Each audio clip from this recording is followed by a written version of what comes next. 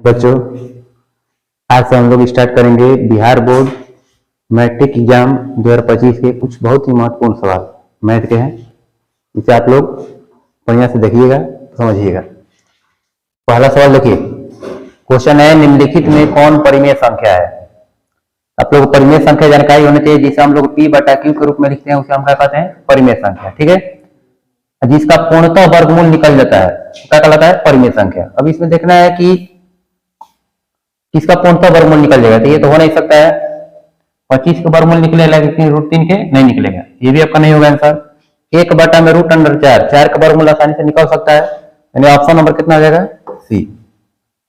Option number C आपका right answer है। अगला सवाल हम लोग देखेंगे।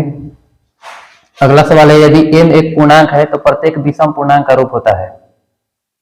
अब रही बात कि विषम पूर्णांक का रूप, विषम संख्या किसे कहते हैं, विषम संख्या किसे कहते हैं। तो अब रही बात, देखिए विषम संख्या वैसी प्रकृत संख्याएं होती है जो 2 से पूर्णतः विभाजित नहीं होती है। ठीक है, ये हम ऑप्शन पे रख के चेक करेंगे। जैसे मान के लिए अगर हम पूर्णांक संख्या अगर हम 1 रखते हैं, 1 प्लस 1 2 हो जा रहा है, तो 2 1 का हो जा रहा है, सम संख्या। यहाँ पर अगर हम 1 रख के चेक कर रहे हैं, 1 एक विषम संख्या है, सही है। लेकिन अगर हम m के जगह पर कोई 2 पूर्णांक संख्या रख रहे हैं, तो 2 का हो जा रहा है, सम संख्या हो जा रहा है। ये भी आपका ऑप्शन नहीं हो सकता है। इसमें देखेंगे 2 गुना 1 2 कर रहे हैं तो सम संख्या हो जा रहा है। अगर हम 2 गुना 2 रख रहे हैं तब भी 2 दूनी के 4, फिर से कह रहे हैं सम संख्या है, लेकिन हमको चयन करना है विषम पूर्णांक संख्या। और इसमें रख रहे हैं 2 एकम 2 प्लस 1, टोटल हो जाएगा 3। अगर हम 2 भी रखते हैं तो 2 गुना 2 4 प्लस 1 कितना, 5। कोई भी पूर्णांक संख्या रखिएगा इसमें तो वैल्यू कितना आ जाएगा, विषम संख्या आएगा, यानी ऑप्शन नंबर डी। अगला सवाल देखा जाए, करें निम्नलिखित में किसका दशमलव प्रसार शांत है।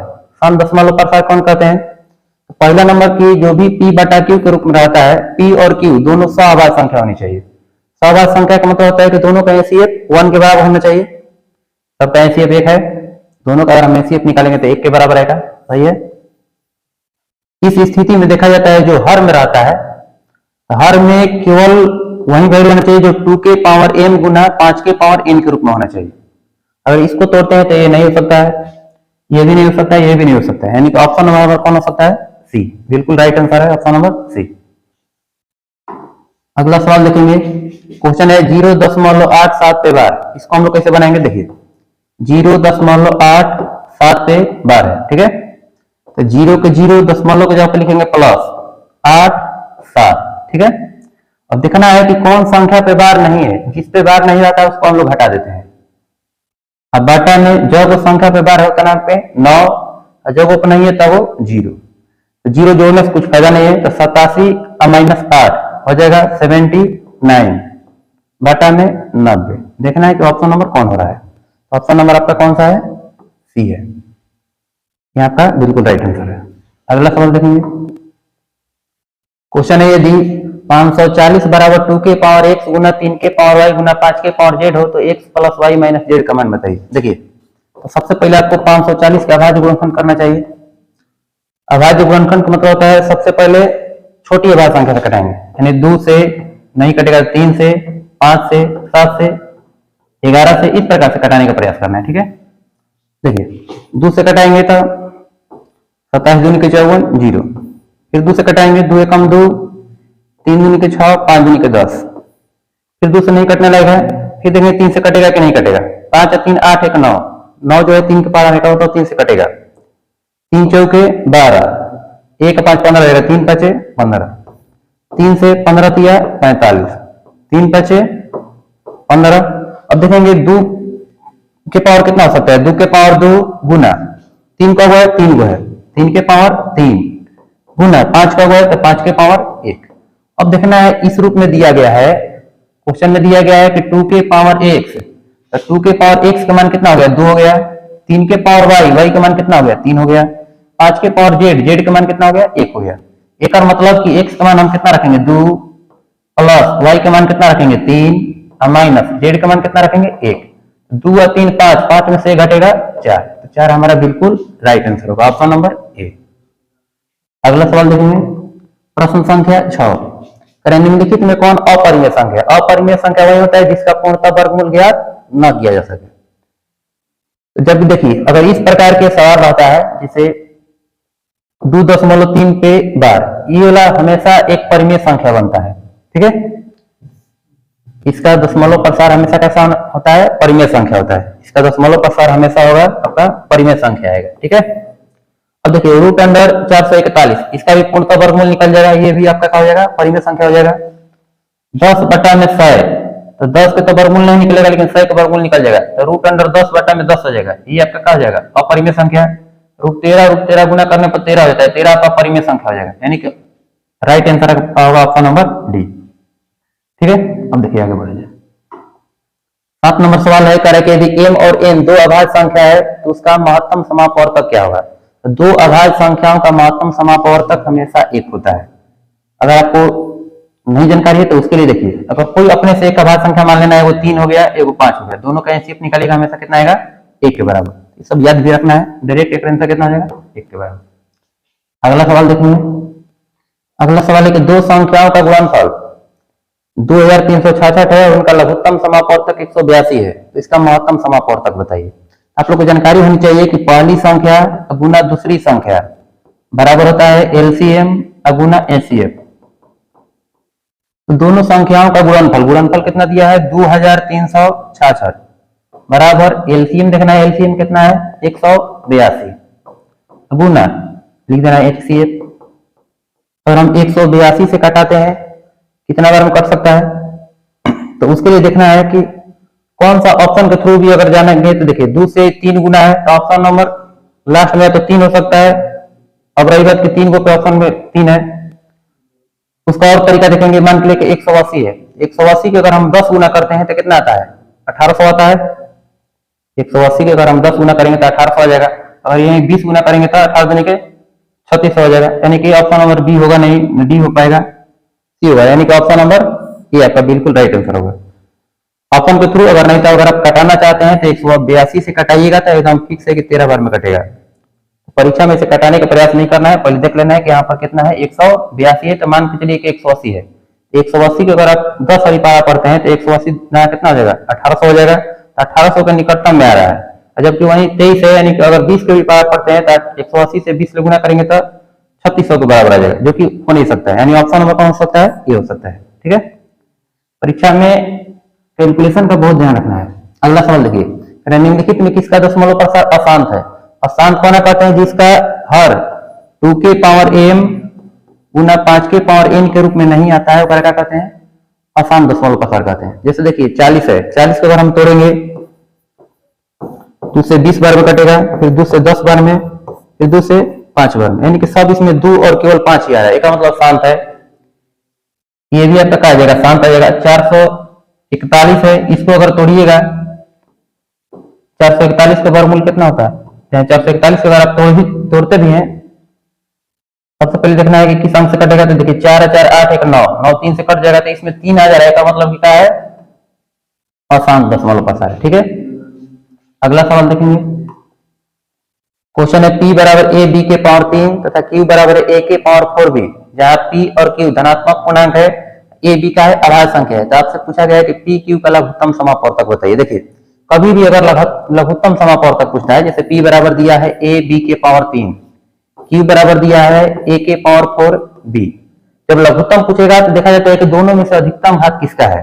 तो दोनों में देखा जाता है अधिकतम घात है a के पावर 4 और b के पावर 3, तो एलसीएम हो जाएगा a के पावर 4 b के पावर 3, ये आपका बिल्कुल राइट आंसर होगा। अगर रही बात, अगर एचसीएफ पूछता है तो एचसीएफ में देखा जाता है किसका घात सबसे छोटा है, छोटा घात वाला को लिखा जाता है।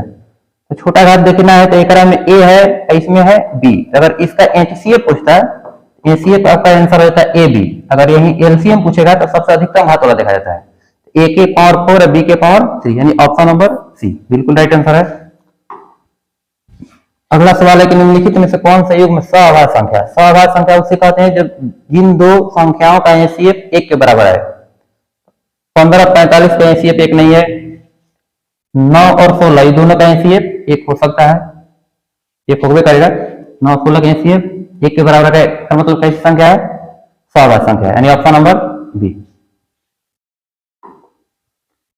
अगला क्वेश्चन है 0.3125 को P बटा Q के रूप में लिखा जा सकता है। देखिए 0.3125 P बटा Q के रूप में लिखने के लिए दशमलव हटेगा, दशमलव के जगह पे लिखेंगे 1, 4 को अंक है 4 को 0 लिखेंगे। अब रही बात कि सब कटा उटा के लिखा है तो इसको भी हम लोग कटाने का प्रयास करेंगे। पहले 5 से कटाइए, 5 से 6 बार 5 6 30, 5 दूनी के 10, 50 25, 5 से कटा देंगे, 5 दूनी के 10, 0 0 0। फिर देखेंगे 25 लिए कर सकता है, 25 25 625, 25 8 है 200 0। फिर देखेंगे 5 से कटेगा, 5 25, 16 5 80, यानी 5 बटा में 16। हमारा बिल्कुल राइट आंसर होगा ऑप्शन नंबर बी। अगला क्वेश्चन देखेंगे, निम्नलिखित में कौन सा बहुपद है। बहुपद के लिए देखिए बहुपद की पहचान होता है कि कभी भी बहुपद में जो चर संख्या होता है रूट के अंदर नहीं होना चाहिए। दूसरी बात कि जो चर होता है उसका घात में ऋणात्मक नहीं होना चाहिए। तीसरा कभी भी चर बाटा में नहीं होना चाहिए। ये सब चीज बातों का आपको ध्यान रखना होगा, ठीक है। अब देखना है कि कौन एक बहुपद है। तो देखिए x जो है रूट के अंदर में, का मतलब बहुपद नहीं होगा। इसमें देखना है कि x बाटा में है, इसका मतलब ये भी बहुपद आपका नहीं है। इसमें देखना है कि x के घात 3 है। हमेशा देखिए जो चर का घात हमेशा क्या होना चाहिए, चर का घात हमेशा प्राकृत संख्या होना चाहिए। चर का घात कैसा होना चाहिए, प्राकृत संख्या के रूप में होना चाहिए। तो इसमें देखा जाए तो चर के घात क्या है, प्राकृत संख्या। इसमें भी है प्राकृत संख्या, लेकिन एक में देखिए तो रूट अंडर 1 से, यानी कि ये भी आपका परिमेय संख्या नहीं, सॉरी बहुपद नहीं है। असली आंसर कौन होगा, ऑप्शन नंबर सी। का पहचान है कि पहला नंबर के रूट में नहीं होना चाहिए, x के पावर माइनस में नहीं होना चाहिए, 1 बटा में नहीं होना चाहिए। हमेशा क्या होना चाहिए, जो चर रहेगा ऊपर घात में हमेशा क्या होना चाहिए, एक प्राकृत संख्या होनी चाहिए। तब हम क्या कहेंगे कि बहुपद है। अगला सवाल देखेंगे, कह कि बहुपद x प्लस 3 के पावर 2 इंटू एक्स के पावर 3 माइनस 8 का घात क्या होगा। तो कभी भी घात के लिए पूरा गुना करने की जरूरत नहीं है। पहले ए को देख लेना, a प्लस बी का होल स्क्वायर होता है ए स्क्वायर, एक्स के पावर 2। अब बाकी से मतलब नहीं है, केवल हमको x के घात से मतलब है। अब एक में बच गया x के पावर 3, तो x के पावर 2 से अगर हम x के पावर 3 में गुना करते हैं तो पावर हमेशा क्या होता है, जुड़ा जाता है। x के पावर 2, क्योंकि आप लोग फॉर्मूला पढ़े होंगे, a के पावर m इंटू a के पावर n बराबर होता है a के पावर m प्लस n। दोनों का पावर जुड़ जाएगा, 2 और 3 कितना हो जाएगा, 5, यानी कि option number B right answer है आपका। अगला सवाल देखा जाए, करें बहुपद 2x स्क्वायर माइनस 6 का शून्य क्या होगा। शून्य का मतलब होता है इसका मान क्या रखें, x का मान के शून्य के बराबर हो जाए। तो 2x स्क्वायर माइनस 6 बराबर हम लिखेंगे 0। तो 2x स्क्वायर बराबर कितना हो जाएगा, 6 हो जाएगा। 2 से 6 कट जाएगा 3 बार में, x स्क्वायर बराबर आ गया 3। x बराबर देखिए कभी भी स्क्वायर हटता है तो हमेशा प्लस माइनस के साथ साथ रूट जाता है। तो प्लस माइनस रूट अंडर 3, यानी x का मान हो जाएगा प्लस रूट 3 और माइनस रूट 3, यानी ऑप्शन नंबर ये आपका बिल्कुल राइट आंसर है। अगला सवाल देखेंगे, क्वेश्चन में दिया है बहुपद p x बराबर 2x square minus 8x minus 12। तो p2 का मान बताइए। कभी भी इस प्रकार के सवाल है, देखिए p2 जहां x है, x के जगह पर कितना है, 2 है। तो जहां जहां x रहेगा वहां हमको 2 रख देना है। तो 2 गुना 2 के स्क्वायर माइनस 8 गुना 2 माइनस 12। तो 2 के स्क्वायर होता है 4, 4 दूनी के 8 माइनस 8 दूनी के 16 माइनस 12। 16 12 कितना हो जाएगा, 28 हो जाएगा। 8 माइनस 28, 8 में से 28 घटेगा, आंसर हो जाएगा माइनस 20, यानी ऑप्शन नंबर आपका हो जाएगा बी। अगला सवाल देखेंगे, करे कि यदि बहुपद 3y square plus 7y minus k के शून्य एक दूसरे के व्युत्क्रम हो तो k का मान होगा। व्युत्क्रम का मतलब क्या होता है मालूम है, व्युत्क्रम का मतलब होता है उल्टा। जैसे 5 को उल्टा कितना होता है, 1 बटा में 5, 10 को उल्टा 1 बटा में 10। उसी प्रकार का है कि इसके शून्य एक दूसरे के व्युत्क्रम है। जैसे मान के लिए कि अल्फा एक हो गया, अल्फा बराबर अल्फा है, तो अगर हम शून्य मान लेते हैं बीटा, तो बीटा बराबर हो जाएगा 1 बटा में अल्फा। अब कह रहा है कि इसमें k का मान बताइएगा। k देखना है कि देखिए इधर वैल्यू जो होता है व्यापक पद ax square plus bx plus c इस रूप में होता है। तो अब हम देखेंगे कि c के जगह पे तो देखना है कि किस फॉर्मूला में c आता है। तो आप लोग पढ़े होंगे अल्फा इंटू बीटा बराबर होता है c बटा में a। शून्यकों का गुणनफल अल्फा इंटू बीटा बराबर होता है c बटा में a। अल्फा के जगह पे अल्फा है इंटू बीटा के जगह पे 1 बटा में अल्फा बराबर c के मान कितना है k, सॉरी माइनस के है, हमेशा चिन्ह सहित लिखा जाता है, बटा में a, a के जगह पे कितना है 3 के बराबर है। अल्फा से अल्फा कट जाएगा, यानी 1 बराबर हो जाएगा माइनस के बटा में 3, 3 से 1 से गुना होगा, 3 बराबर माइनस के, इसलिए के मान कितना हो जाएगा, के बराबर -3। यही आपका राइट आंसर होगा, यानी ऑप्शन नंबर डी बिल्कुल राइट आंसर है। अगला सवाल की ओर हम देखेंगे। क्वेश्चन है कि शून्यक -2, -5 वाले बहुपदों की संख्या बताइए। शून्यक दिया हुआ है जिसका वैल्यू है -2 शून्यक है और एगो -5 शून्यक है। इसे आपसे पूछा जा रहा है कि बहुपदों की संख्या कितनी हो सकती है, तो -2 -5 से बहुपदों की संख्या अनगिनत बनाई जा सकती है, यानी ऑप्शन नंबर डी हो जाएगा। शून्यक से बहुपदों की संख्या कितनी हो सकती है, अनगिनत हो सकती है।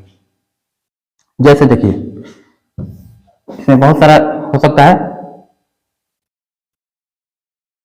इसको आगे बताया जाएगा, ठीक ना। पहले इतना समझ लीजिए, -2 -5 वाले कोई भी बहुपद अगर दो शून्यक दिया रहेगा, अगर आपसे पूछा जाएगा कि इसमें शून्यकों की कितनी संख्या हो सकती है, सॉरी इसमें बहुपद कितने बनाए जा सकते हैं, अनगिनत बनाए जा सकते हैं, ठीक है। अगला सवाल देखिए।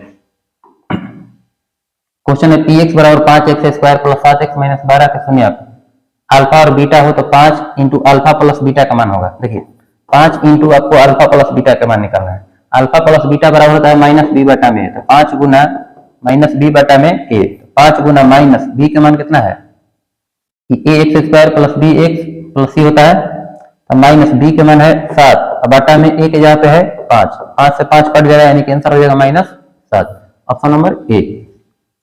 अगला सवाल देखेंगे।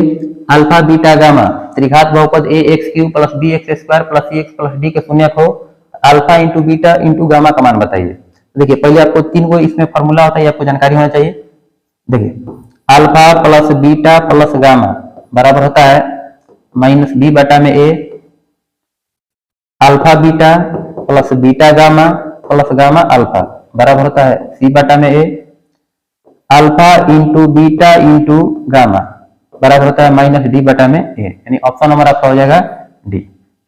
इसी के साथ एक और फॉर्मूला आप देख लीजिए, अगर रहेगा ax² + bx + c, तब आपसे पूछेगा कि शून्यकों का अल्फा बीटा अगर शून्यक दिया रहेगा तो अल्फा प्लस बीटा बराबर होता है -b बटा में a, अल्फा इंटू बीटा बराबर होता है c बटा में। अगर याद करने के लिए देखेंगे, देखिए अल्फा प्लस बीटा के रूप में है, तो एक रूप में अल्फा प्लस बीटा के रूप में रहेगा, तो अगर याद करें -b बटा में अल्फा इंटू बीटा, केवल ये दो साथ में है, अल्फा इंटू बीटा रहेगा तो c बटा में, और तीनों अगर इस प्रकार से रहेगा तो -d बटा में a, याद रखना है, बहुत महत्वपूर्ण फॉर्मूला है। अगला सवाल देखेंगे। क्वेश्चन है यदि रेखाएं 5x + py = 6, 15x + 9y = 12 समांतर है तो p का मान बताइए। समांतर कब होता है, जब a1 बटा में a2 बराबर हो b1 बटा b2 के, बराबर नहीं हो c1 बटा c2 के, कहते हैं समांतर कहते हैं। अनेक हल कब होता है, a1 बटा में a2 बराबर हो जाए b1 बटा b2 अब बराबर हो जाए c1 बटा में c2, एक अनेक हल कहते हैं। अद्वितीय हल होता है a1 बटा में a2 बराबर नहीं है b1 बटा b2 के। हमको देखना है कि समांतर हल, तो समांतर हल इसके लिए होता है a1 बटा a2 बराबर नहीं है b1 बटा b2, प्रतिच्छेदी रेखा हो जाता है। a1 बटा a2 बराबर b1 बटा b2 बराबर c1 बटा c2, एक कहते हैं संपाती रेखा, ठीक है। अब रही बात की दो तो बराबर होगा, तो देखना है कि किस अनुपात में है, 5 3 15 गुना 3 गुना है, उसी प्रकार से p में बताइए कितना से गुना करेंगे, 9 आ जाएगा, 3 से गुना करेंगे तो 9 3 के 9, यानी कि आंसर आपका कितना आ जाएगा a। ऐसे भी नहीं समझ में आया तो फिर से एक बार देख लीजिए, x के गुणांक जब 5 है, 5 बटा में इसके x के गुणांक है 15, 5 बटा में 15 बराबर p बटा में 9, 5 से कटाएंगे 3 बार में, 3 से 3 कट जाएगा, यानी p का मान कितना आ जाएगा, तिरछा तिरछी गुना कीजिएगा, 3 इधर गुना हो जाएगा, तिरछा तिरछी गुना कीजिएगा तो p का मान कितना आ जाएगा 3, यही आपका राइट आंसर है। अगला सवाल देखेंगे हम लोग। यदि दो चरों में दो रैखिक समीकरणों का एक प्रतिच्छेदी रेखा हो तो हलों की संख्या बताइए। देखिए अभी तुरंत बताया, प्रतिच्छेदी रेखा के लिए होता है a1 बटा में a2 बराबर नहीं है b1 बटा b2। जब प्रतिच्छेदी रहेगा तो इस प्रकार के समीकरण निकाय के लिए होता है a1 बटा a2 बराबर नहीं है b1 बटा b2 के। जब प्रतिच्छेदी रेखा रहेगा तो उसके लिए होता है सिर्फ और सिर्फ केवल एक हल, अद्वितीय हल होता है। अगर रहेगा a1 बटा में a2 बराबर हो जाए b1 बटा b2 के, बराबर नहीं रहेगा c1 बटा c2 के, बड़ा कहते हैं कोई हल नहीं, समांतर रेखा होता है, ठीक है। अगर a1 बटा a2 बराबर है b1 बटा b2 बराबर हो जाए c1 बटा c2, कहते हैं अनंत हल, उसके लिए होता है संपाती रेखा होती है, ठीक है। ये सब बात याद रखना है। अगला सवाल देखेंगे, कह रहा है कि 5x माइनस 8y बराबर 0, 10x माइनस 18y बराबर 0, तो x y का मान बताइए। कभी भी आपको विलोपन, प्रतिस्थापन, वज्र गुणन का प्रयोग इसमें ऐसे सवाल में नहीं करना है। आपको ध्यान रखना है कि ऑप्शन वाइज जितने जल्दी बनेगा ऑप्शन वाइज आपके लिए बेहतर रहेगा। देखिए 5x माइनस 8y बराबर 0 है, x के जब हमको 5 रख देना है, 25 माइनस 8 से 0 से गुना 0, तो 25 में से 0 घटाने पर 0 आएगा, अभी नहीं, यानी ऑप्शन नंबर ए नहीं होगा। इसमें अगर हम 0 रखते हैं, 5 गुना 0 0 0, 0 में से 0 घटेगा 0, यानी बिल्कुल हो सकता है। तो दोनों में रख के चेक करना है, 10 से 0 से गुना हुआ 0, 18 से 0 से गुना हुआ 0, 0 में से 0 घटेगा 0, यानी ऑप्शन नंबर कौन हो सकता है? सी। बाकी रखने की जरूरत नहीं पड़ेगा, ऑप्शन नंबर सी हो जाएगा। अगला सवाल देखेंगे हम लोग, 24 नंबर सवाल है, यदि समीकरण A X square plus B X plus C बराबर 0, ए नॉट इक्वल टू है 0 का मूल समान हो तो सी का मान बताइए। देखिए मूल समान के लिए जब आप लोग पढ़े थे इस प्रकार से पढ़े होंगे, A X square plus B X plus C बराबर 0 रहता है, तो डी बराबर पढ़े होंगे डी बराबर 0, जब मूल बराबर आता है तो डी का मान कितना होता है? 0। उसके लिए देखिए विविक्त कर डी बराबर फॉर्मूला होता है बी स्क्वायर माइनस 4 ए सी, इस रूप में रहता है तब उसके लिए फॉर्मूला है, जबकि इसमें देखिए A X square plus B X plus C है, ठीक है। इसी फॉर्मूला का हम यूज करेंगे, तो बताइए, देखिए समझिएगा, d बराबर है 0, तो d के मान है बी स्क्वायर माइनस 4ac बराबर कितना है? 0 के बराबर। हमको निकालना है c के मान, तो देखिए प्लस बी स्क्वायर ऊपर जाएगा तो माइनस बी स्क्वायर हो जाएगा, चाहे हम इधर के ऊपर लेके चले जाइए, बी स्क्वायर बराबर हो जाएगा 4ac, हमको निकालना है केवल c, तो बताइए 4a गुना में इधर आएगा तो भागा में, बी स्क्वायर बटा में 4a बराबर कितना हो जाएगा? c, यानी c के मान आ गया बी स्क्वायर बटा में 4a। ऑप्शन नंबर हो जाएगा आपका बी, बिल्कुल राइट आंसर है। 25 नंबर सवाल देखेंगे हम लोग, निम्नलिखित में से कौन सा द्विघात समीकरण नहीं है? द्विघात समीकरण के देखिए व्यापक रूप होता है A X square plus B X plus C बराबर कितना? 0, ठीक है। अब देखिए इसमें देखा जाए करे कि ए प्लस बी का होल स्क्वायर, तो ए स्क्वायर के रूप में आएगा, ये 3x स्क्वायर हो जाएगा, जोड़ने घटाने पर तो ये खत्म हो नहीं सकता है, इसका मतलब द्विघात समीकरण के रूप में ही रहेगा। इसमें देखेंगे ये माइनस एक्स स्क्वायर है, ये ऊपर जाएगा तो प्लस एक्स स्क्वायर, यानी एगो एक्स स्क्वायर एगो एक्स स्क्वायर, दूगो एक्स स्क्वायर हो जाएगा, ये भी खत्म नहीं होगा, इसका मतलब कि ये भी द्विघात समीकरण के रूप में हो सकता है। फिर देखिए एक हम देखेंगे a माइनस बी का होल स्क्वायर, तो रूट अंडर 2x के स्क्वायर कीजिएगा, कितना हो जाएगा? 2x के स्क्वायर हो जाएगा, इधर प्लस में 2x स्क्वायर आ जाएगा, इधर भी प्लस में 2x स्क्वायर, तो दोनों कट के क्या हो जाएगा? खत्म हो जाएगा। एक मतलब कि ये द्विघात समीकरण के रूप में नहीं होगा, ठीक है। ऑप्शन नंबर आपका कौन हो जाएगा? सी। अगला सवाल देखना है, यदि द्विघात समीकरण x square minus 7x plus 12 बराबर 0 का एक मूल दिया है 3, इसका दूसरा मूल क्या होगा? तो देखिए कभी भी दूसरा मूल आपसे पूछे, क्वेश्चन दिया रहे x square minus 7x plus 12 बराबर 0, ठीक है।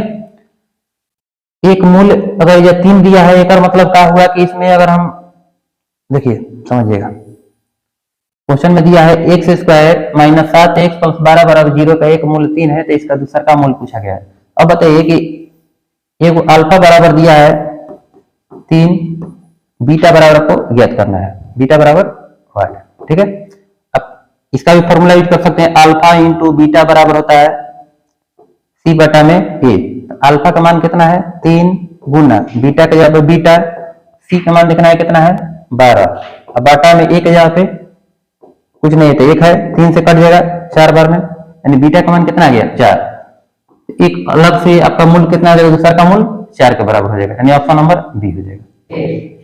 तो अगला सवाल है x square plus P x plus Q बराबर 0 का मूल पी तथा क्यू हो, पी प्लस क्यू बराबर बताइए। देखिए आप लोग पढ़े होंगे अल्फा प्लस बीटा बराबर होता है माइनस बी बटा में ए, या मूल दिया है पी और क्यू, आपसे पूछ रहा है पी प्लस क्यू का मान बताइए, तो पी प्लस क्यू बराबर हो जाएगा माइनस बी बटा में ए, तो माइनस बी के जगह पे है पी, अब बाटा में ए के जगह पे एक्स स्क्वायर के गुणांक ए, यानी कि आंसर हो जाएगा माइनस पी। यहाँ पे जो आंसर होना चाहिए था माइनस 1 के जगह पे माइनस पी होना चाहिए, ठीक है। अगला सवाल देखा जाए, क्वेश्चन है द्विघात समीकरण 3x square minus 13x plus 10 बराबर 0 का विविक्त कर बताइए। अब देखिए विविक्त कर डी बराबर फॉर्मूला होता है B square minus 4ac, B के मान कितना है? माइनस 13, अब माइनस 13 का स्क्वायर माइनस 4, ए के जगह पे 3, सी के जगह पे 10, ठीक है। देखा जाए -13 का स्क्वायर होता है 169 माइनस 4 3 12 12 का हम 120, मतलब 169 में से यदि हम 120 को घटाएंगे तो कितना बचेगा? देखिए 9 में से 0 घटेगा 9, 6 में से 2 घटेगा 4, यानी कि आपका आंसर हो जाएगा 49।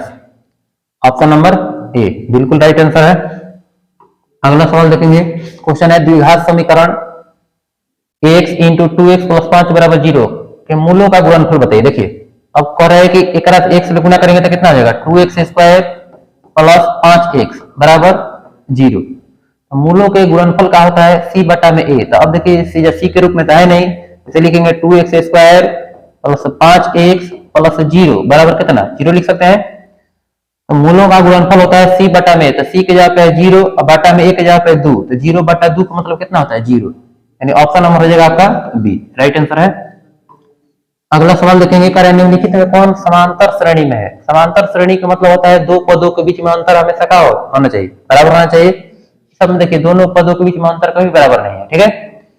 इसको अगर देखें तो रूट अंडर 7 है, रूट अंडर 28, तो रूट अंडर 28 को हम कर सकते हैं रूट अंडर 4 गुना 7 लिख सकते हैं, 4 का वर्गमूल हो जाएगा 2, यानी कि 2 रूट 7।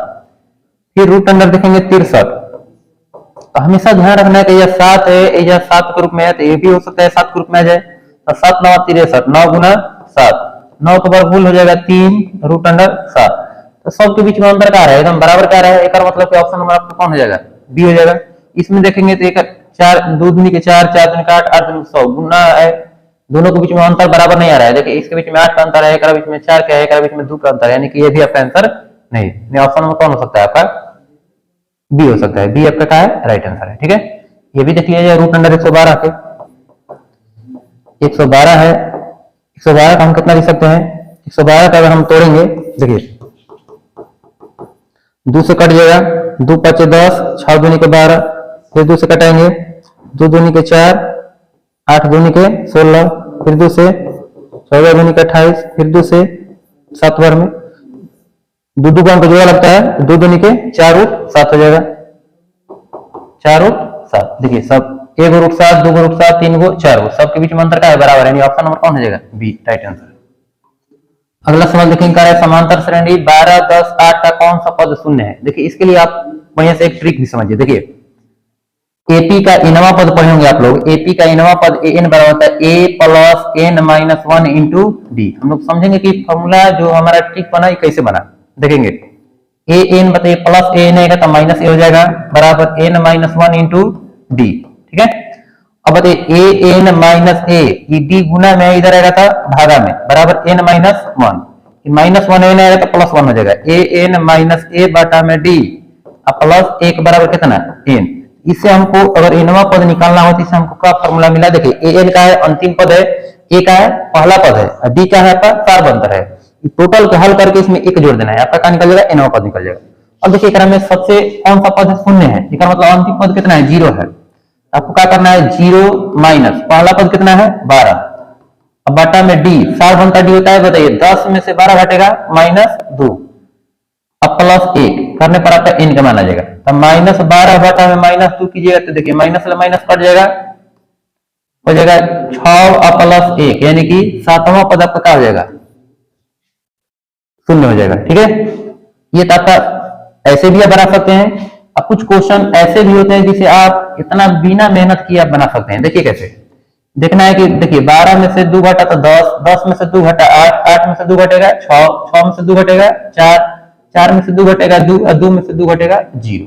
देख लेना कौन सा पद है? पहला, दूसरा, तीसरा, चौथा, पांचवा, छठवा, सातवां। बहुत इजी तरीका से और आ गया, ठीक है। अब देखिए अगला सवाल है कि समांतर श्रेणी -5 -1 3 7 का सारबंतर का होगा। सारबंतर का मतलब होता है बाद वाला पद में से पहला पद घटाना है, तो 7 में से 3 घटेगा कितना हो जाएगा? 4। Option number A. अगला सवाल देखेंगे, करें कि यदि किसी समांतर श्रेणी का पहला पद ए हो, सारबंतर डी हो, तो प्रथम n पदों का योगफल क्या होगा? प्रथम n पदों का योगफल होता है n बटा में 2 into 2a plus n minus 1 into D, ठीक है। ऑप्शन नंबर कौन हो जाएगा? ऑप्शन नंबर सी हो जाएगा, ठीक है। अगर रहता ये अंतिम पद दिया रहता तो फॉर्मूला होता है n बटा में 2 इंटू ए प्लस एल या a प्लस ए एन होता है। ठीक है, अगला सवाल देखेंगे हम लोग। क्वेश्चन है यदि समांतर श्रेणी का nवां पद टी एन बराबर 3 माइनस 4n तो टी 5 का मान बताइए। अब देखिए टी एन है तो एन के जगह पे आपको कितना कहा है 5, एन के जगह पे 5 रख दीजिए। टी 5 बराबर कितना हो जाएगा 3 माइनस 4 गुना 5 तो हो जाएगा 3 माइनस 4 5 20, 3 में से 20 घटेगा माइनस 17, यही आपका राइट आंसर होगा, यानी ऑप्शन नंबर ए। अगला सवाल हम लोग देखेंगे यदि समांतर श्रेणी का सामान्य पद दिया है 17 माइनस 5n, इसका सार अंतर बताइए। देखिए समझिए ध्यान से, सामान्य पद का मतलब होता है अगर a1 का मान दिया हुआ है, सॉरी सुनिए ध्यान से, सामान्य पद यानी an के मान दिया हुआ है कितना 17 माइनस 5n। सबसे पहले हम a1 का मान निकालेंगे, जहां जहां n रहेगा जो हमको कितना रखना है 1 रखना है, तो 17 माइनस 5 गुना 1, बताइए 17 में से 5 घटेगा कितना हो जाएगा 12 बचेगा। a2 का मान निकालना होगा तो 17 माइनस 5 गुना 2, 17 में से 10 घटेगा कितना हो जाएगा 7।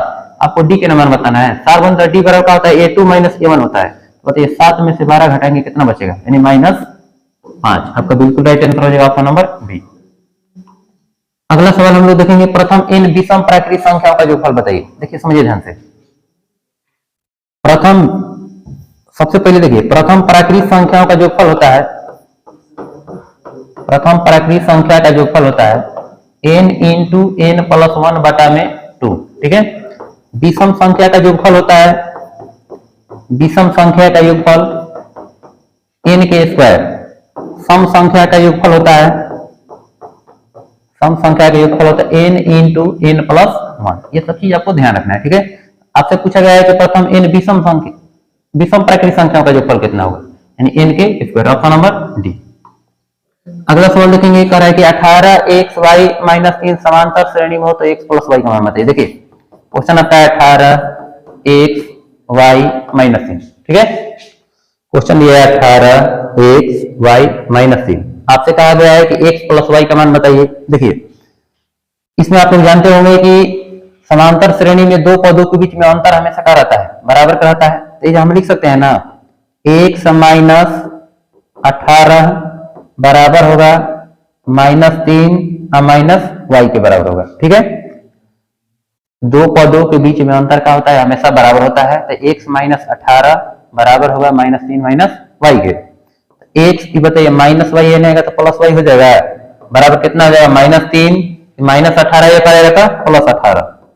अब बताइए x प्लस y का मान कितना आ गया, 18 में से 3 घटेगा 15, यानी x प्लस y का मान कितना आ जाएगा 15। आपका बिल्कुल राइट आंसर है ऑप्शन नंबर डी। अगला सवाल हम देखेंगे, कह रहे कि a तथा b पूरक कोण। देखिए पूरक एक होता है समपूरक, दोनों चीज ध्यान रखना है, पूरक समपूरक।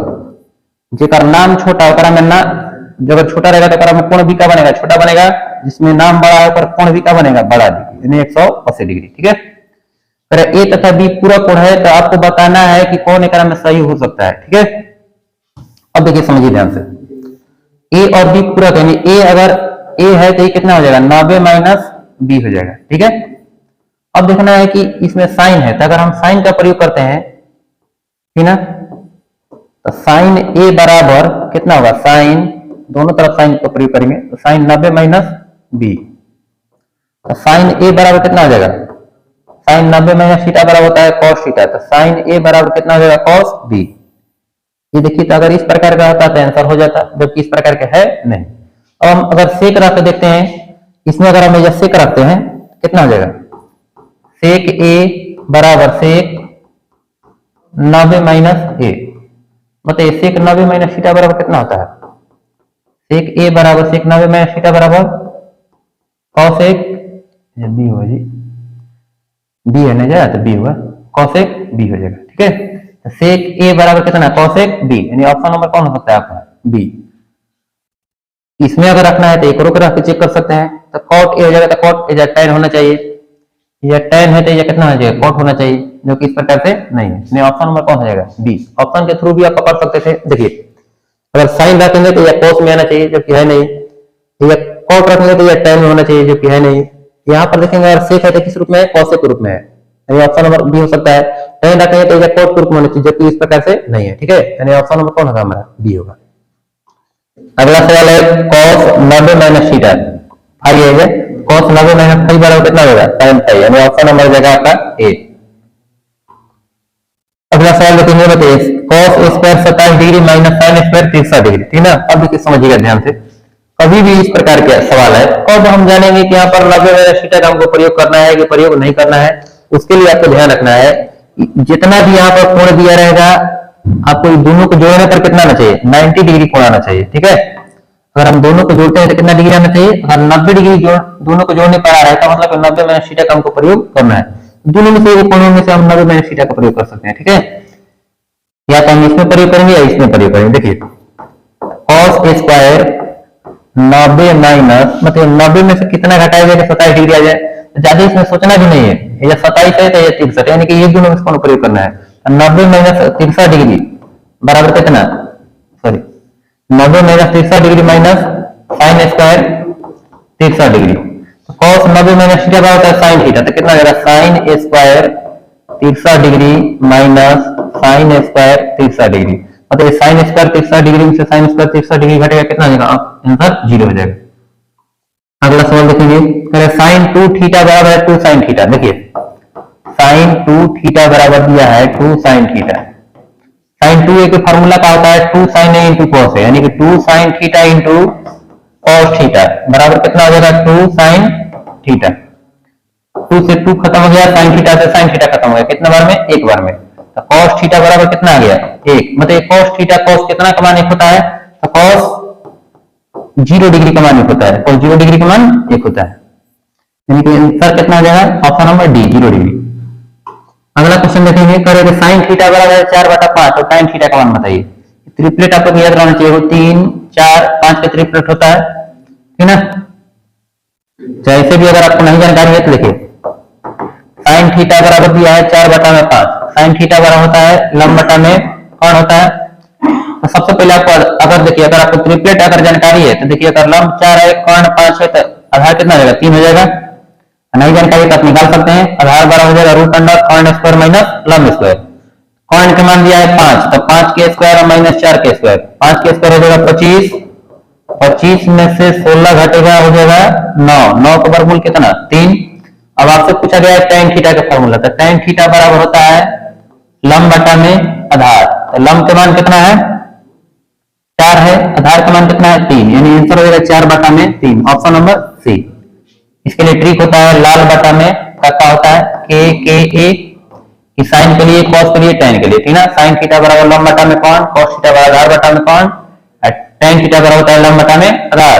साइन को उल्टा होता है कॉसेक, कॉसेक कहेगा तो कौन बटा में लंब हो जाएगा, सेक के लिए कहेगा तो कौन बटा में आधार, अकाउंट के लिए कहेगा तो आधार बटा में लंब। ये फॉर्मूला आपको जानकारी होनी चाहिए।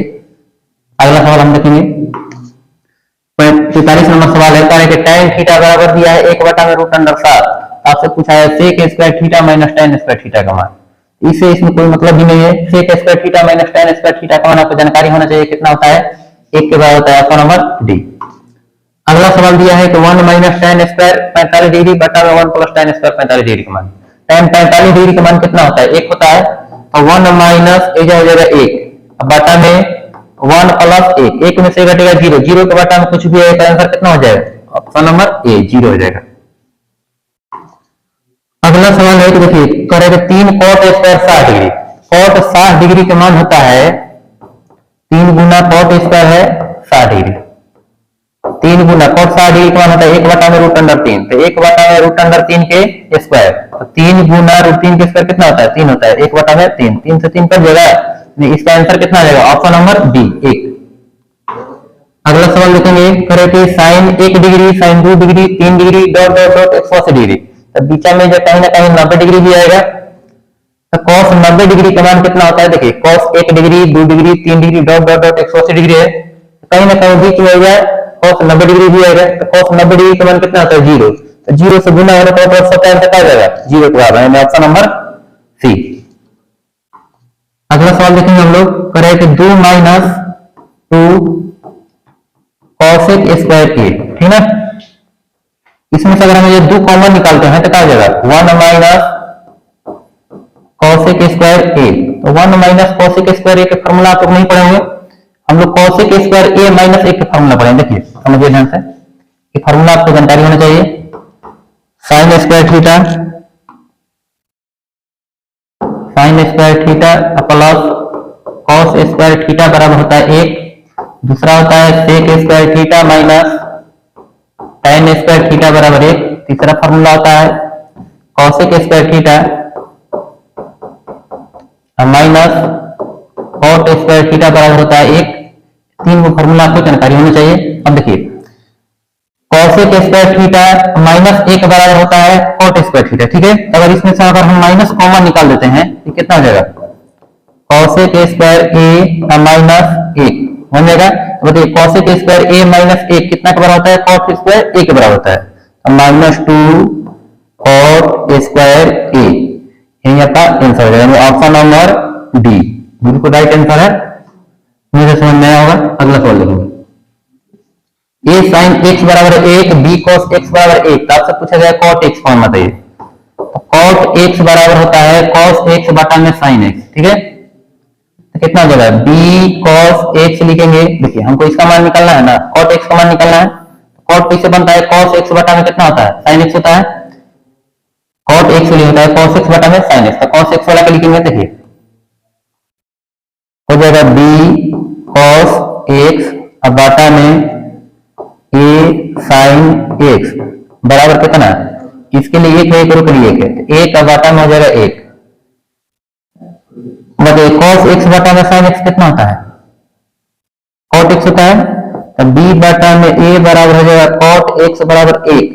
अब ये o पर जाएगा तो बताइए cot x का मान कितना हो जाएगा, cot x बराबर हो जाएगा a बटा में b। cot x का मान कितना हो जाएगा, a बटा में b। ऑप्शन नंबर हमारा आ जाएगा b, राइट आंसर है। अगला सवाल हम देखेंगे, sine square 45 degree plus cos square 45 degree. अब बताइए sign square theta plus cos square theta का मान 1 होता है या -1, 1 में से घटेगा 0, यानी ऑप्शन नंबर हमारा हो जाएगा ए। अगला सवाल हम देखेंगे, करें तो माइनस tan स्क्वायर ए प्लस 1 बटा में 1 माइनस साइन स्क्वायर ए। अब बताइए माइनस tan स्क्वायर ए के लिए देखिए माइनस tan स्क्वायर ए लिखना है प्लस 1 बटा में 1 माइनस साइन स्क्वायर ए कितना के बराबर होता है, कॉस स्क्वायर ए के बराबर होता है। अब बताइए 1 बटा में कॉस स्क्वायर ए कितना हो जाएगा, सेक स्क्वायर हो जाएगा, tan स्क्वायर ए प्लस सेक स्क्वायर ए। अभी तुरंत बताया आप लोग को, सेक स्क्वायर ए माइनस tan स्क्वायर ए कितना के बराबर होता है, 1 के बराबर होता है। एक पहले लिख दीजिए, सेक स्क्वायर ए माइनस tan स्क्वायर ए। तो सेक स्क्वायर ए माइनस tan स्क्वायर ए का मान कितना आ जाएगा, 1। ऑप्शन नंबर हमारा हो जाएगा बी।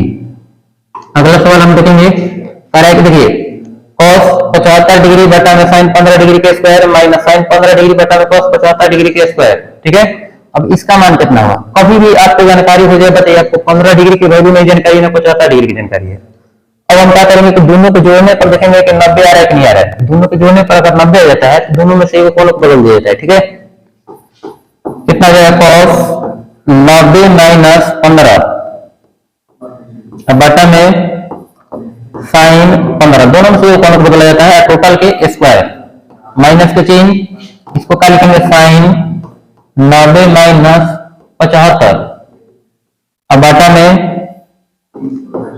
cos 75 डिग्री, ठीक है। अब प्रयास करेंगे तो दोनों एक ही रूप में रहेगा तो और बढ़िया रहेगा। जैसे ही साइन 15 के रूप में रहता है, एक हम 15 के रूप में बदल देते हैं। देखिए इसको 15 के रूप में लिखेंगे, क्या लिखेंगे, साइन 15 डिग्री अब बटा में cos 90 में से बताइए कितना घटाया जाए कि 75 बचे, 90 माइनस 15 डिग्री, ठीक है। इतना के स्क्वायर कर देंगे। अब बताइए cos 90 माइनस थीटा बराबर कितना होता है, साइन थीटा। तो साइन 15 अब बटा में साइन 15 के स्क्वायर माइनस साइन 15 अब बटा में cos 90 माइनस थीटा होता है साइन थीटा, यानी कि साइन 15 स्क्वायर। जितना वैल्यू यहां पर है उतना ही वैल्यू यहां पर है, घट के कितना हो जाएगा, 0। यानी ऑप्शन नंबर हमारा कौन हो जाएगा, ऑप्शन नंबर नहीं है, ऑप्शन जो भी आंसर आएगा, आंसर हो जाएगा 0 आंसर आएगा, ठीक है। आंसर कितना हो जाएगा, 0 हमारा राइट आंसर होगा। अगला सवाल देखेंगे, देखिए अगला सवाल देखेंगे, क्वेश्चन में दिया है cos 60 डिग्री बटा में sin 60 डिग्री। देखिए cos 60 डिग्री बटा में sin 60 डिग्री, अब गुना दिया है tan 60 डिग्री। बहुत बच्चे ज्यादा करते हैं कि 60 डिग्री का मान अपने रखते हैं कि 60 डिग्री का मान कितना होगा, ये सब चीज ध्यान नहीं रखना है। पहले देख लेना है कि हम इसको किस प्रकार से कैलकुलेशन कर सकते हैं। अब देखा जाएगा तो cos थीटा या sin थीटा है, तो cos थीटा बटा में sin थीटा कितना होता है, cos थीटा होता है, तो cos 60 डिग्री हो जाएगा गुना कितना, tan 60 डिग्री। आप लोग फॉर्मूला जानते होंगे tan theta into cos theta का मान कितना होता है, 1 होता है। जैसे देखिए इसके लिए फॉर्मूला याद कीजिएगा, sin theta into cosec theta बराबर कितना है, 1, tan theta into cos theta बराबर कितना होता है, 1 होता है। cos theta into sec theta बराबर कितना होता है, 1 होता है। ये नहीं आपका क्या होता है, इस प्रकार से याद रखना है। यानी कि आंसर इसका कितना हो जाएगा, 1 के बराबर, यानी ऑप्शन नंबर बी।